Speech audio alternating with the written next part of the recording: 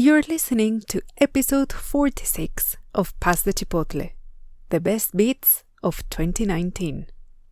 I'm your host, Rocio Carvajal, food history writer, cook, and author, and on this podcast I explore the gastronomic traditions of Mexico and bring together the voices of cooks, authors, and entrepreneurs who build cross-cultural bridges around the world, championing Mexican food.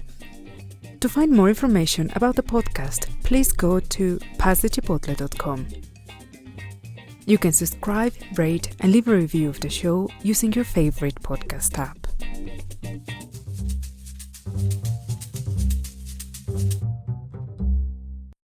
Hi everyone, and welcome to this special episode with the best bits of the interviews I've had on the show over the past year. If you are a new listener, this will be a great chance to discover what this show is all about. And if you're a long-time listener, this will be a great treat to revisit the work, perspectives, and stories of my guests, what motivates their work, and how they continuously challenge views about Mexican foods and traditions while bringing a vibrant spirit of gastronomic renewal. For the past year, I had the pleasure to interview and present to you the work of food tour specialist Anais Martinez from Mexico City, cookbook author, blogger, brand ambassador, and food activist Yvette Marquez Sharpnack, based in Colorado, chef and founder of SALSAOLOGY Lori Sandoval from Los Angeles, California, food entrepreneur and tamale expert Saul Talavera from Las Vegas, chef, brand ambassador, and cookery teacher Sylvia Vavik from Oslo, Norway, food anthropologist and food consultant Jolien Benjamin, who is based in Toronto, Canada, food entrepreneur and founder of MASEINDA Jorge Gaviria, based in Los Angeles, anthropologist and author of Frida Kahlo at Home, Suzane Barbezat from Oaxaca, Mexico,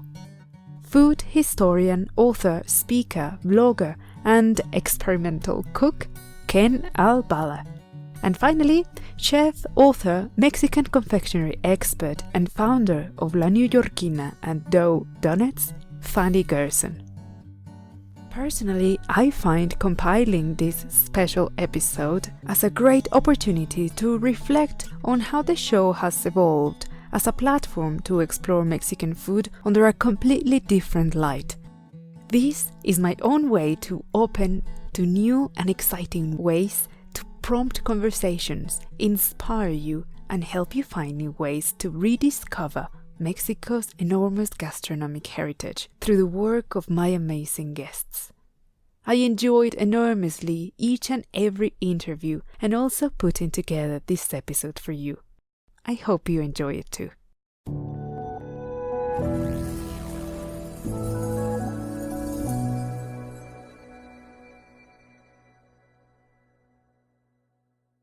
I will begin with a slightly different take. I am aware that I very rarely talk about myself over the show, and yet it is natural that there's a lot of my own perspectives in it. So the short version behind how I became a food history writer and producer of this show is that as a communicator, medievalist, educator, museum practitioner, internationalist, food photographer, and researcher, I found myself always being particularly drawn to observe the social dynamics around cultural rituals of conviviality, meaning how people get together, and specifically the role that food plays in this.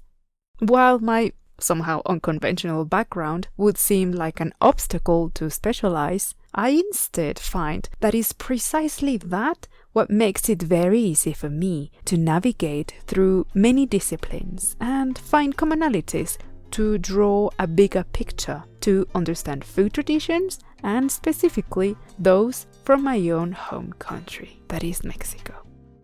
It shouldn't really come as a surprise that the types of challenges that food professionals can face in their own homelands are very, very different when they're trying to reproduce the same food but in another country. Because inevitably, food also becomes almost the embodiment of a country's cuisine. And for many, this is an opportunity to educate others about how traditional foods differ from oversimplified versions, to sort of lay a foundation to have a rich conversation about how cuisines are perceived and interpreted is not always as simple or as straightforward as Lori Sandoval, the founder of SALSAOLOGY, found in the early days of building her business in LA. I guess it was a form also of maybe appropriating the word salsa, because like you mentioned, it means so much to us in the Mexican, Spanish, culinary language. It basically just means any type of sauce. And I wanted to appropriate that correctly so that it didn't just mean the fresh condiment that it's commonly just automatically known for here. When I first started telling people were very confused. Everyone told me, well, you should have changed it to sauceology. This feedback was always an opportunity to respond with letting them know, like you said, informing them that salsa means sauce. And over the years, it really has become almost a motto for us. In fact, I think it's one of our hashtags used, and it's salsa means sauce. Our t-shirts have it, promotional literature has it. Just 3 words pretty much depicts what we mean and why we named it SALSAOLOGY. And they're starting to look at the cuisine as a whole differently. Slowly, they're going to tell someone, or they're going to recognize it, the next time they see it. But it's always really exciting to see their reactions when you tell them, no, salsa means sauce. People from the beginning told me would be an uphill battle for me. It's something that I have taken and turned into something positive to be able to help spread that message. We're going to keep sharing regional flavors. The goal is always for us to honor the heritage and the recipes of my ancestors. That kind of just is always that underlying vein. My work has also evolved and shifted in many ways, and when I started creating culinary experiences, where I get to take my clients to explore and eat traditional foods from my home state of Puebla and understand the history, ingredients, and traditions behind it, I found that this created a completely different set of challenges and also opportunities. And in a very similar way, food tour specialist Anais Martinez, based in Mexico City, also developed a very unique take in her work. And she is a firm believer that in order to understand and know intimately a cuisine, you have to experience it from within. This is what she said about that. We have so many regionalities, so many different ingredients everywhere, and then techniques and words that we use for things. We have so many different indigenous groups here that it translates into food, and that you're going to get a very different taco in Oaxaca or in Baja, right? I think that for me is just, you make them understand how big the country is as well. Other thing is, like the thing that I was telling you before, since almost everyone comes with me right after or before going to the fancy restaurants, I also want them to know where everything comes from. That I think is a really important thing now. It's like, okay, you're going there. You're going to see this mole. This is the normal, let's say, like quote unquote. You're going to try an enhanced version. How that is different from what regular people do, this is it. So I think if people after being with me understand those 3 things, I think like I can call it a day. Being a culinary ambassador is a job that I also take with a great sense of fun and responsibility. And I use this approach through the breadth of my work. And like me, there are hundreds of people whose passion for Mexican food has taken them to places and situations they had never imagined, to the point that they have even become a national culinary icon. And that is the case of Chef Sylvia Vavik, based in Oslo, Norway. My journey, my mission started to teach the Norwegian community what Mexican food was. I feel so strongly about my movement with authentic Mexican food. Few people knew about me, and then somebody contacted me and was like, looking for contestants for this show. You would be perfect for it. Do you want to do it? Yes. Of course I want to do it. Because that was one way of me being able to show Mexican cuisine nationally. That's why I said yes. Definitely a big challenge. There was no recipes allowed. Everything was pretty much on spot. In every challenge, it was like some sort of a Mexican inspiration. And that's what really won the judges, the flavors of the plates, the presentation, and a lot about the story behind it. You know, when I cook, I put in my love, I put in my passion. You taste me. My winning was that everybody was going to be able to see me. They were going to get to know Chef Sylvia. They were going to get to know my movement. That's how I won. After the show, it was like being contacted to do television appearances, and I became known nationally as the Mexican food expert. I've had so many amazing opportunities. I was also 2 years in a row judging the Norwegian Taco Championships.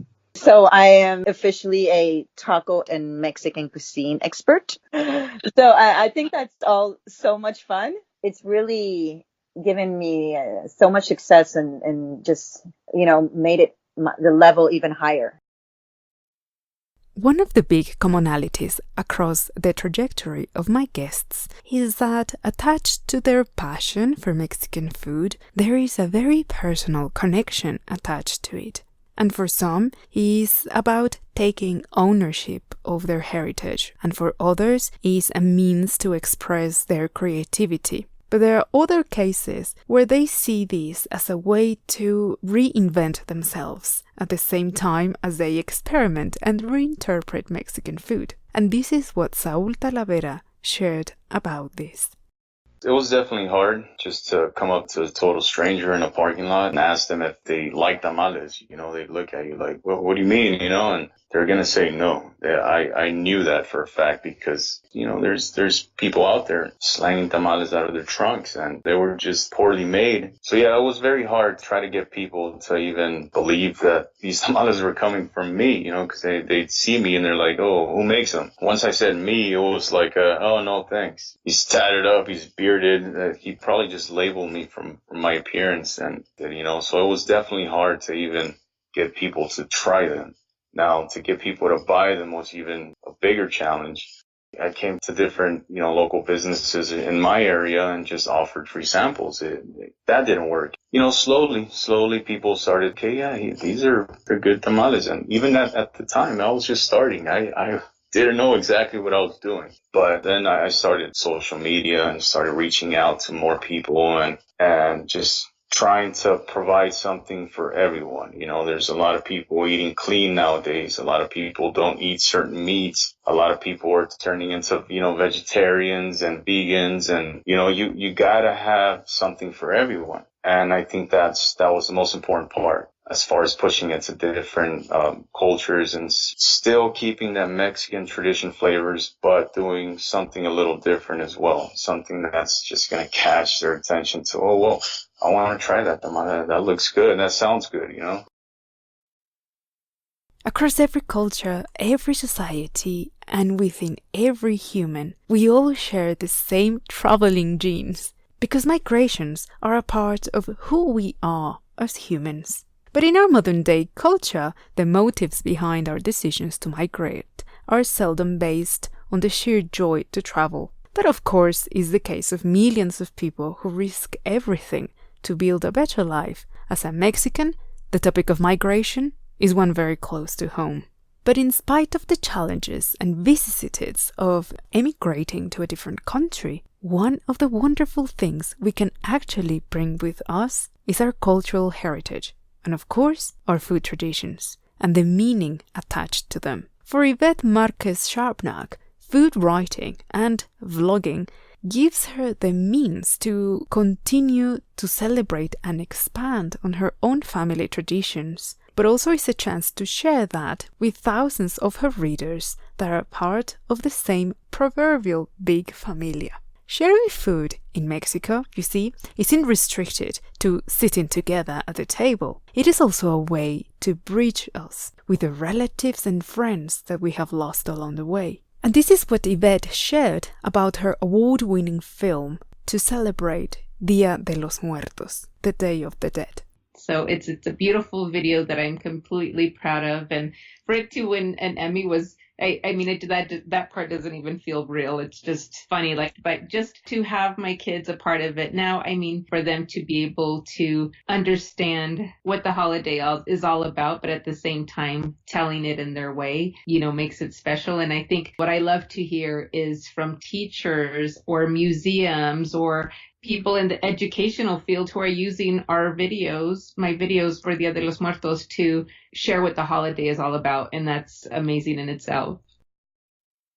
As very modern people, we can say today that all cultural manifestations, including art and food, are self-referential, which means that they, quote-unquote, obviously reflect a creator's own lives and feelings and personal history. But this natural assumption wasn't always a commonplace, and there have been times when this came across as a surprise. One of the most recognizable icons of Mexican painting is no doubt Frida Kahlo.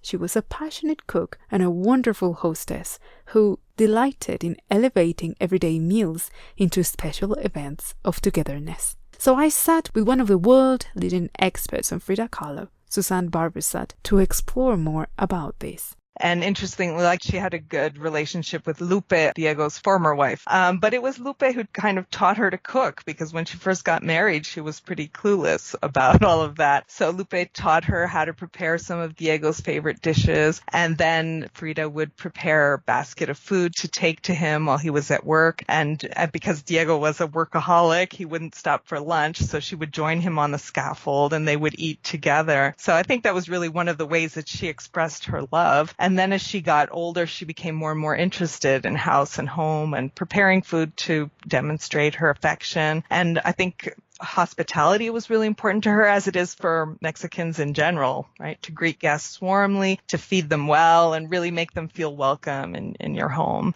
She would decorate the table for meals, and it was, an effort to make the whole experience pleasurable. So it's not just about the food, it's about the whole environment. So the kitchen at the Blue House, it's a very cheerful and welcoming space. It's so colorful. The floor and table are bright yellow, and the traditional Mexican stove is blue with yellow and blue tiles, and then the tiles continue in a pattern up the wall. And although it was common during that time in that social class to cook with gas, they preferred to keep a traditional wood stove. As many people in Mexico will tell you, food tastes much better when it's cooked on a wood fire. Yeah, and of course they had all the implements that you find in a traditional Mexican kitchen, clay pots of all sizes, from huge to tiny, and wooden implements, spoons and molinillos, the wooden whisks that they used to make a hot chocolate frothy. And then there are the grinding stones, metates and molcajetes. No blenders at all.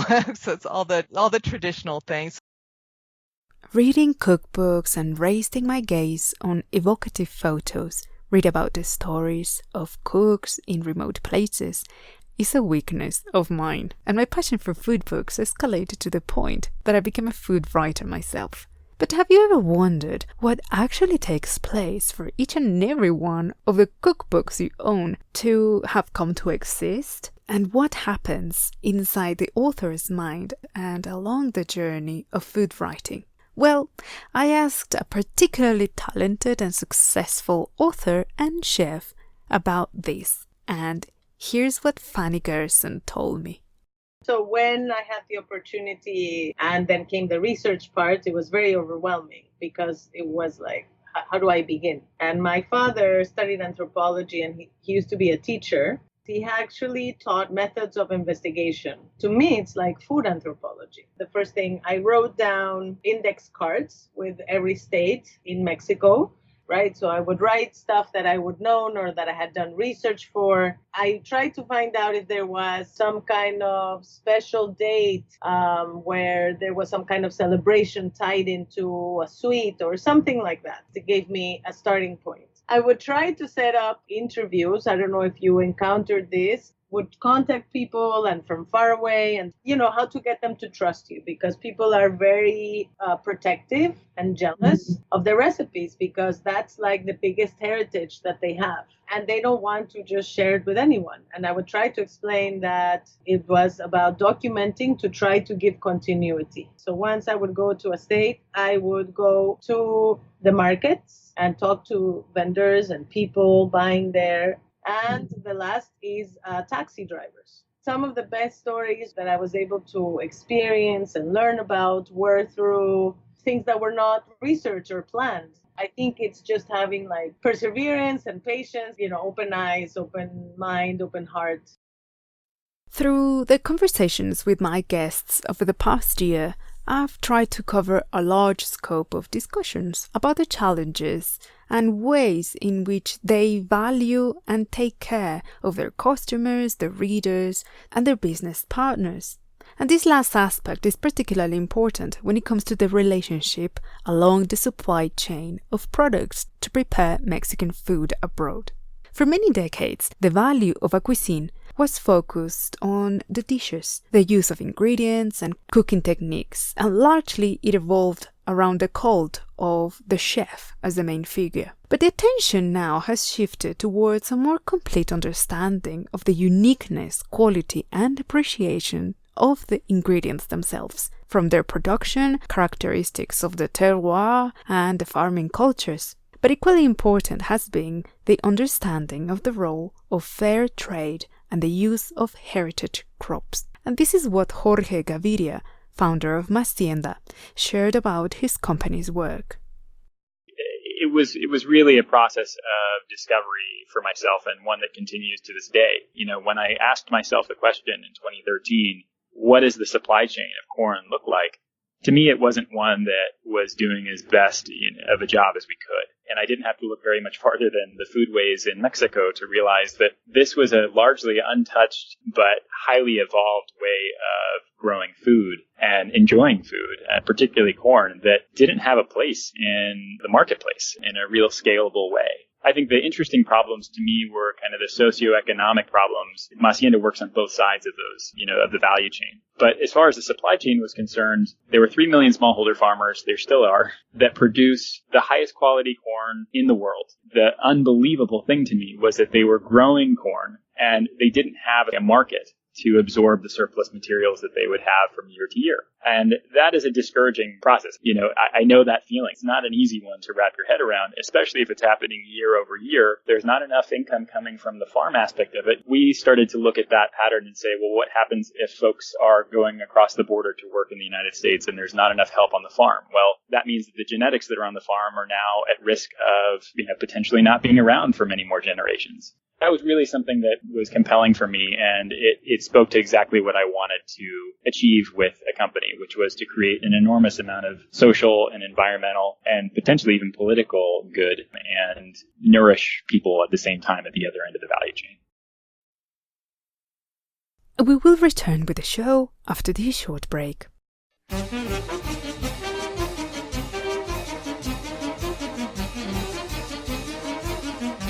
Visiting a Mexican market is like stepping into a universe of vibrant colors, smells, foods, and traditions, and they are the beating heart of our communities and the nation's culinary powerhouses. And my new book celebrates these prodigious spaces and their delicious food.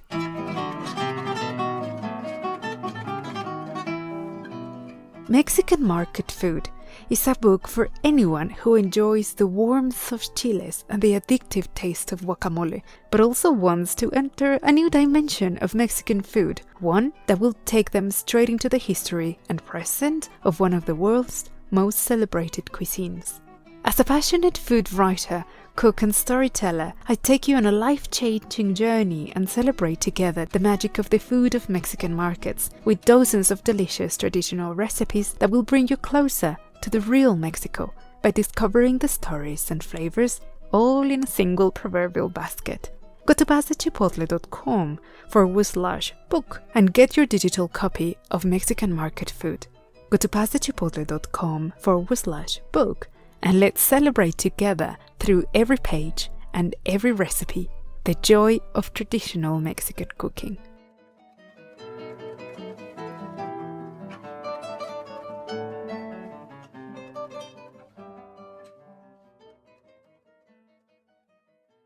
The core value of my work is to facilitate different ways to frame and understand food traditions from Mexico, and by extension, the world.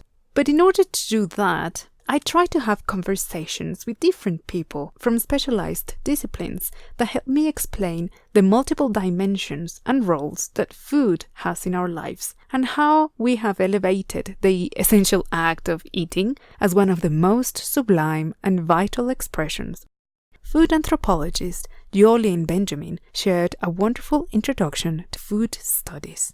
So let me start with breaking down the word anthropology first. Anthropos is the Greek word for human, and ology stands for like scientific studies.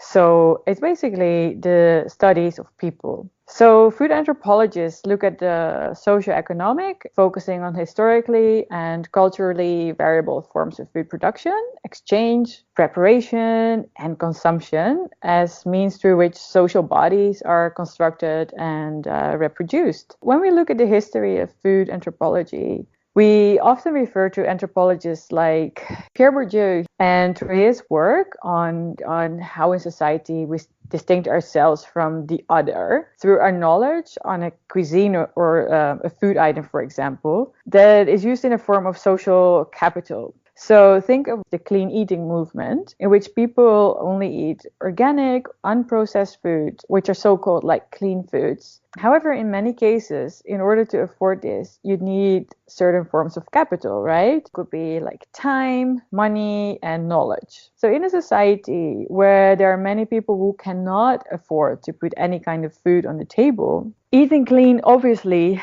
comes with certain types of power and entitlement, because who has the time and the capital to actually make all these smoothie bowls? If you look at it through the lens of Bourdieu, you will get an interesting understanding of how society operates, and that could shed light on certain injustices and problems when it comes to class, status, race, access, like who has access to food, beauty standards, and so forth and so on. And over the last 2 decades, food anthropology has really evolved as a discipline, which I think coincides with the complexities that come with and the politicization of a global food system. The expansion of social movements linked to food, feeding a global and growing world population, and the rising contrast between people being undernourished and overweight. Anthropological theories offer a lens through which we can understand those issues.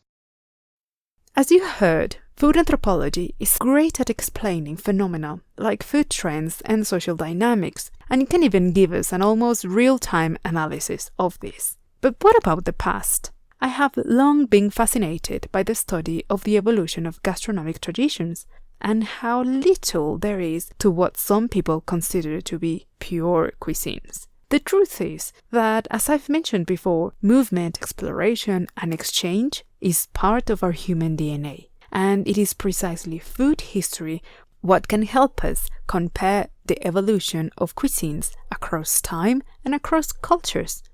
This is what the award-winning author and speaker, food historian Ken Albala, said about this.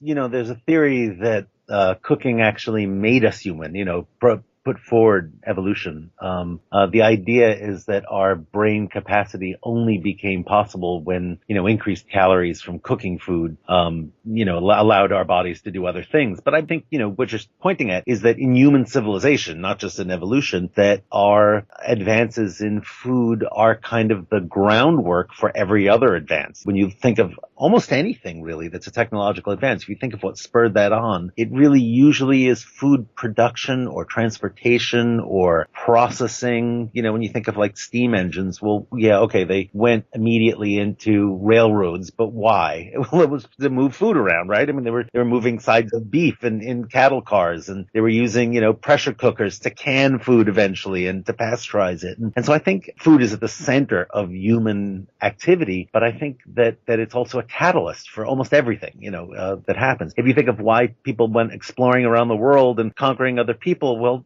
Columbus was looking for spices. He wasn't trying to discover anything. He was trying to get to China. And if you think of why there are colonial empires around the world, well, they were basically there to grow sugar, tropical products, and things that, obviously caused a lot of hardship slavery for some people, and so other people could have sugar in their tea, basically. But you cannot understand history unless you start with food, I think. Obviously when I teach history courses, I think what really makes things tick is how people get fed. It's not the wars and the kings and the big political movements and things. Those are an effect of getting food, not its cause. Historically, we have gone through great lengths in search of food sources, and more recently, not only to survive, but also to enrich our gastronomic culture. And a great example of this is the way in which incredibly different cultures can enthusiastically adopt other foreign cuisines. Here is Sylvia Vavik again, telling us how Norway fell in love with Mexican food. I remember when I started doing cooking videos, there was no tortillas in Norway. There was no maseca. Cilantro had just come, and this has to be in 10 years ago. Even then, I was like, my mission was I wanted to make Mexican food in Norway. There was no Mexican food here. Of course, we had Taco Friday. Norsk taco, Norwegian taco. It is not a Mexican taco. This taco resembles Taco Bell taco with the hard shell, the ground beef. It's very bland, but I think what happened, this is just my opinion. Norwegian food, as I've told you, has very clean tastes. So I guess it's just somebody brought this taco to Norway, and I think it was the late 70s. People loved it. There wasn't fast food places. If you were going to go out to eat, you had to have a lot of money. Going out to eat here and then going out to eat in the States. For example, there is 2 drive-thrus in Oslo, one at each end. And that's the only drive-thrus they have. So anytime a new cuisine was introduced to Norway, it got quickly embraced because people were curious. They wanted to taste new flavors. And this taco it was so easy to make. And they really liked the culture, Mexico, hot, colorful, beautiful women, spicy food. It was just something exotic and new. It was very easy for them to embrace it. Through the years, it's just got more and more and more popular. They were traveling a lot. They really wanted that authentic flavor. Cuisines, just like the universe, expand constantly, and they create infinite forms of fusions that know nothing about geographic, cultural, or linguistic boundaries. The food we cook becomes a sort of diary of our personal history, reflecting who we choose to be and what we desire to preserve and pass on. This is what Fanny Gerson shared about her personal experience on her multicultural heritage. For me, being away from home, I always say is what brought me closer to it in a way. I've always loved traditions, and we certainly did like the big traditions. When I first moved here, I had nowhere to go. So then I said, well, I'm going to start, to develop them. And then I would call my grandmother and my aunt to try to get the recipes. My grandmother didn't love to cook, but my great grandmother did. And then they had a cook in the house that learned how to make everything. And every time I would call, she would give me a different amount. And I was like, she's being very protective of my grandmother's recipe. My great grandmother passed away when I was very little, but I always felt a very strong connection with her. So anytime I started doing something, very Jewish or for these festivities, I always imagined and still do and feel her close to me as though she was guiding me. And maybe it's my imagination, maybe it's not really there, but I really feel like as if I'm making the matzo balls, that she would tell me, no, press them this way, press them that way, because I didn't have that. And I think it's in a very organic way of how I've gotten to share these things. That's how these dinners or events have come about, and they've inspired, a lot of the things that I do. Both come from very rich histories, and the commonality lies in it's about bringing people together, and food is a vehicle to do that. That's my own cultural blend. If you are under 30 years old and are not Mexican, chances are that you grew up more or less familiar with the difference between what is an interpreted Mexican food, such as Tex-Mex or Cali-Mex, and actual Mexican food. But the truth is that this boom and fascination for Mexican food is actually pretty recent. Moreover, it has evolved quite rapidly. I have expressed many times my opinions about the bastardization of foods, which is not at all the same as taking inspiration, and the consequences that this has over time are really difficult to overturn. For example, the fact that entire generations have grown up thinking that taco shells are an actual Mexican food has sort of made the work of reintroducing an entire cuisine a little bit difficult. This is what Lori Sandoval shared about her experience on this. When the sauce production opportunities started to develop, it just felt very natural. And the more I looked into it and did my market research and realized, nobody was making cooking sauces for Mexican cuisine. We have it for Indian, Korean, Chinese, all sorts of different ethnic cuisines, but nobody was doing anything more than green enchilada sauce, a red enchilada sauce. That was it. Or a mole. That idea really excited me. I wanted to make sure that we were highlighting traditions in the appropriate way. Also wanted to honor all those deeply, rooted culinary traditions. It was a lot to put on a little brand. I believe that if you are really careful and you have good intention with it, it's going to work and you're going to connect with your consumer, mainly because you're genuine and it's real. The natural starting place for me was to showcase the flavors of my parents' hometowns, Jalisco and Zacatecas. That it just seemed like the natural and the right way to start the company. While it is easy to get carried away with an over-idealized or romanticized idea of traditional cuisines, as you have heard from my guests, there is very little to be gained from sentimentalism, because ultimately all of them are solving very real problems through their work, like creating gourmet quality products, teaching culinary techniques, generating farm-to-table supply chains, and so on. Each of my guests have engaged with many other initiatives parallel to their work to tackle other very real problems such as food literacy, food scarcity, and other key and grave issues that need attention and action. Here is what Yvette shared about her food activism. When they invited me to be a part of this panel, I just was in disbelief. It felt like a dream. And I figured, okay, this is my opportunity to fulfill a dream that I can't shy away from. And it was amazing to sit down and speak to the First Lady, Michelle Obama, who I completely looked up to, and I still do. She's an amazing woman talking about what I'm passionate about is children and eating healthy meals. It saddens me when I see children, especially in the Latino community, who are affected by obesity. And it's because, the majority of those families are busy working, and those children more than likely are making their own food or finding inexpensive places to get fed, and it's not healthy choices. Yeah, now I am an advocate for No Kid Hungry. 1 in 6 children in America are going hungry, which that statistic always makes me very sad. As a mom alone, it's just a huge passion for me to continue to spread that word and to figure out ways that we can raise money for those efforts. As a food blogger and as an entrepreneurial, as a business person, it's my duty to try and find a way. And so I think it's perfect now with the magic of social media that we can help promote that. Food businesses present such a generous and flexible opportunity to be a conduit for key social messages of environmental awareness, cultural inclusion, and healthier lifestyles, among many other things. This is what Jolien Benjamin shared about the culinary incubator model she co-created in London, England. Together with my 2 co-founders, I started an initiative that is called Stories on Our Plate, and as we lovingly call it, soup. At this time, it was just before Brexit, and after the first wave of the Syrian refugees coming into England, it was a very unpleasant. I noticed that how refugees, migrants were talked about in the media. We picked up on that, and we noticed that this was concerning, and we actually wanted to come up with an initiative that would tackle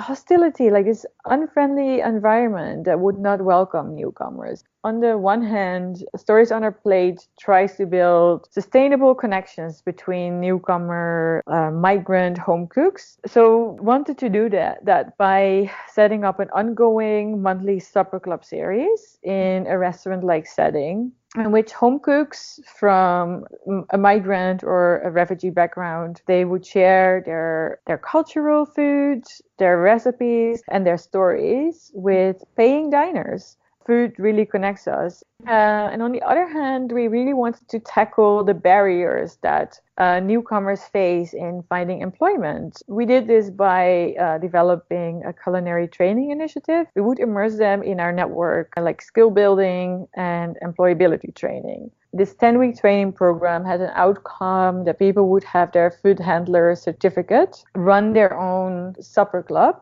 become employable ready.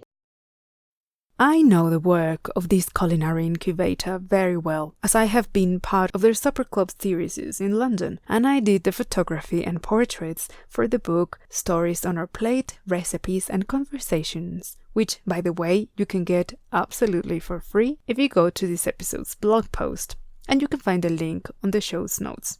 Food businesses and services create a very dynamic ecosystem, and often the relationships transcend commercial transactions and very quickly become part of the city's own social fabric, and often gets to play a key role in extreme circumstances when every effort and act of solidarity creates a multiplying effect. This is what Anais Martinez shared about her experience in the aftermath of the earthquake that shook Mexico City and many other locations back in September 2017. Everyone just gave away food. You would walk to the streets and you would see food from regular restaurants, from quesadilla stand, just being given away to people who would need it. And that was like the first thing. And right after that, well, like street vendors, they had to stop working for a while because there was no one in the street. Like the whole city went into like a pause for like the first 2-3 days. But then after that, they just changed locations and because they have to work. At the end of the day, if they don't work one day, they get the money for that day. So it just came back really fast. The restaurants mostly located in the Roma Condesa area, which is both one of the hippest and one of the most damaged areas during the earthquakes. They got together first as a network just to help whoever was in need, people who were with no homes and people who were helping. And after that, they came up with these like programs. One of them was called Aquí Sigo. It means I'm still here. It was like, okay, no, I'm still here, I'm still alive, and you should help us out. We live off the customers, so you should come back. So it was a nice brotherhood. Instead of competing, it was, okay, let's just team up and let people know that it's okay for them to come back. Speaking of labor-intense networks and production chains, there are many and very successful social enterprises that have become value connectors. And that is the case of specialized traders, who are neither farmers nor chefs or cooks, but are doing an enormous amount of work to bring together hyperlocal farming communities to consumers. And this is how Jorge Gaviria came to create his very unique business. I suppose we can start with Dan Barber just quickly to touch on it, which is that I was still working at Blue Hill, which is his restaurant, when I was putting this idea together. His input was one of just support, and I was really inspired by the work that I was doing at Blue Hill in the ethos of the type of work we were doing there, which was maximizing the pleasure that we get from food by being much more intentional about growing produce and vegetables and our relationship with the producers, and having that dialogue. I saw the benefits of that firsthand, of how extraordinary food could taste if there was just more of a connection directly to the source. So I think that process is really the gift that Dan gave to me and everybody who works at Blue Hill. Kind of going back to the first question specifically about the model. For me, it was a really organic process. And I'm not saying that because, I'm making it sound like it was easy. No part of it was easy, but it was sort of one foot in front of the other. The process was unique, though, in the sense that no one had really attempted, from what I could tell, was this idea of scaling a micro supply chain. And yeah, coffee, absolutely. Coffee is it's a cash commodity crop. and corn in Mexico is not. Largely in the communities that we work in, it's a subsistence crop. So it's an enormous amount of responsibility that we don't take lightly. We're working with the food that is being produced for someone's home and for someone's family and for a community. Because if you have a surplus, you can't just assume that that surplus is meant for the international market. You have to also really appreciate, there's a communal aspect to this, and that local tortillerias in a small town also should be surviving on this kind of corn and celebrating it. And I'd say that's the most stark contrast between coffee and corn, particularly heirloom corn that we work with. But yeah, I think it's having that kind of moment right now in corn, without a doubt. And it goes to the heart of connecting to the process, connecting to both the traditions and the agriculture.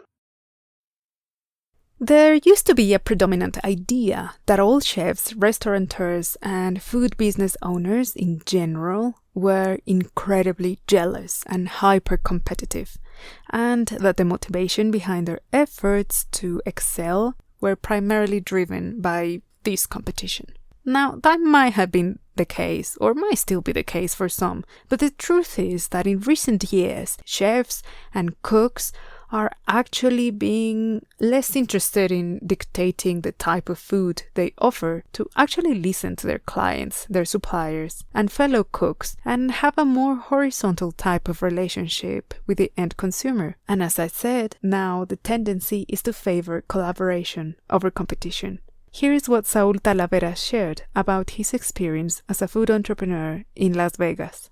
People support locals. My customers, from their perspective, they tell me that they eat more like our little street chef culture than they do fast food. And this is the vast majority of my customers. And a lot of my street chef homies, they do the same. We all support each other. We order from each other. People think of this city as a city of sin. Yes, it has that. But it's also a big community of people that support each other. That makes us special. Most of us are trying to pull away people from eating junk food. We try to accommodate to everyone. You want vegan options? We have vegan options. And we try to keep it locally, shop locally when it comes to our produce and everything else, we want to provide you with the best, we want to give you a little different taste into our cultures, and we want to do it the best way possible. Well, as you have noticed, I really don't shy away from a very rampant fluidity in my approach to having multiple ways to read food traditions and how we interact with these expressions, how we take ownership of it, how we transform it, how we accommodate it to our needs and interests. Back when I sat with Suzane Barbezat, it sort of occurred to me that the case of the hyper-commodification of Frida Kahlo's image and the detachment from the actual person seems to me that it's not too dissimilar as how overinterpreted versions of Mexican food have become almost unrecognizable. On the other hand, it is, also possible that this might be a sort of gateway for people to know more about Mexico's culinary repertoire. So this is the original conversation with Suzane when we talked about Frida's imagery. More recently, I thought seeing her artwork on posters or things like that, it makes people curious about her, I think. And maybe, if they hadn't heard of her before, possibly they will look into her more and find out about what she was all about. But it seems like recently I'll see Frida shampoo or sanitary pads or, all kinds of products that have absolutely nothing to do with who she was and what she represented. And I find that sad also, that people are profiting from her name and image, and it's in a way that has nothing to do with who she really was. So yeah, that's sad to me, and I don't like that. I mean, recently there have been more exhibits about her, like there have been a few in the US, there was one in England, and I hope that people take the opportunity to go and see her work and find out more about her life and see what's beyond just that face that we see so much, because there's really a lot to discover about her beyond that. Now, to close this special on a high note, I want to hold on to Professor Ken Albala's words about the ultimate enjoyment that it is, the liberating act of cooking without fear or any canonical restrictions, and what an amazing thing is to borrow, inform ourselves, enrich our lives, and celebrate our human gastronomic heritage. After all, This has been indeed a collective effort of thousands of people across the world and across history. Doing is far more valuable than passively absorbing. And I think it's the same thing with food, is that you get more out of it when you have an active engagement with your ingredients. You know how they work in a pan or in your oven. You know what? If you ruin dinner one night, so what? You'll learn from that experience. You figured it out, and it's not a big deal. And I think to cook is empowering. It gives you the ability to do what you want, the way you like your food, whatever calories you want to take in, whatever ingredients you want to have. And I think people should just do it. That most people, when they have company over, they make something they know is going to work, that they've made many times, and it's going to be a safe bet. I always do exactly the opposite. I try something out that I have no idea if it's going to work when I have company. Just because I have a captive audience. Why shouldn't I do what's fun? But if people are over, forget it. I'm going to try something new, and if it doesn't work, so what?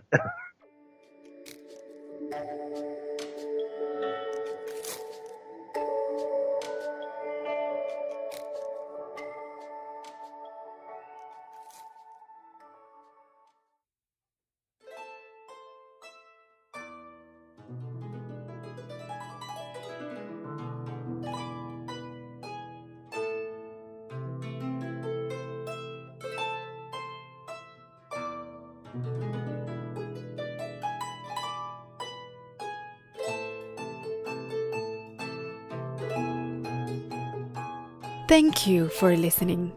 This episode was written and produced by me, Rocio Carvajal. I want to thank each and every one of my guests for their generosity and inspiration. And especially I want to thank you, my listeners, for tuning in, sharing your thoughts about the show, and for being a part of this project. To support Pass the Chipotle, please subscribe and review this podcast on the Apple Podcast app, Spotify, Stitcher, the iHeartRadio app, or wherever you are listening. Be sure to scroll down to this episode's notes to get the links to read more about my guests, subscribe to my newsletter, and get other additional information mentioned on today's episode. Send me your comments, questions, or reach out to say hi on Instagram, Twitter, or email. You can write me to hello@passthechipotle.com. Well, that's it for this week, my friends. Until the next time.